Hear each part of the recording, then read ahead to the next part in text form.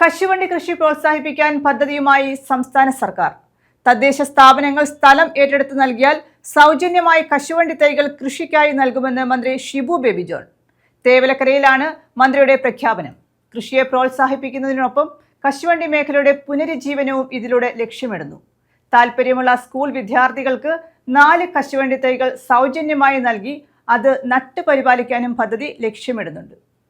നിങ്ങൾ സ്ഥലം അവൈലബിൾ ആക്കുകയാണെങ്കിൽ അവിടെ തൈ കൊണ്ടുവന്ന് വെച്ച് അത് കശുവണ്ടി തൈ കൊണ്ടുവച്ച് അതിൻ്റെ ഒരു കൃഷി പ്രോത്സാഹിപ്പിക്കും.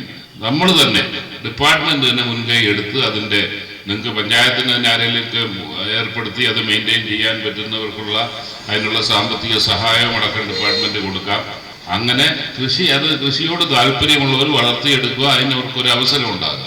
അതോടൊപ്പം തന്നെ സ്കൂൾ കുട്ടികളിൽ ഇതിന് താല്പര്യമുള്ളവരെ കേരളത്തിലാകെ ഞങ്ങളിപ്പോൾ കണക്കിട്ടിരിക്കുന്ന ഒരു 50,000 കുട്ടികൾ ഒരാൾക്ക് 4 തൈ വെച്ച് കൊടുക്കും. അവർ വീട്ടിൽ പോയി ഇത് വളർത്തുന്ന അതിനോട് താല്പര്യമുള്ളവർ വളർത്തിയെടുക്കുന്ന ഒരു പ്രക്രിയ എല്ലാം കശുവണ്ടിയുമായി ബന്ധപ്പെട്ടാണ്. കാരണം ഇത് വെറുതെ കുറേ കാശ് ചിലവാക്കി ഇത് വെറുതെ കളയുന്ന സർക്കാരിൻ്റെ കാശ് കളയുന്ന മാറ്റി അതിൽ നല്ലൊരു ശതമാനം വളർന്നു വന്നു കഴിഞ്ഞാൽ സോഷ്യൽ ഫോറസ്ട്രിയുടെ കാശ് ലാഭം, കാഷ്യൂ ഇതിൻ്റെ കാശ് ലാഭം,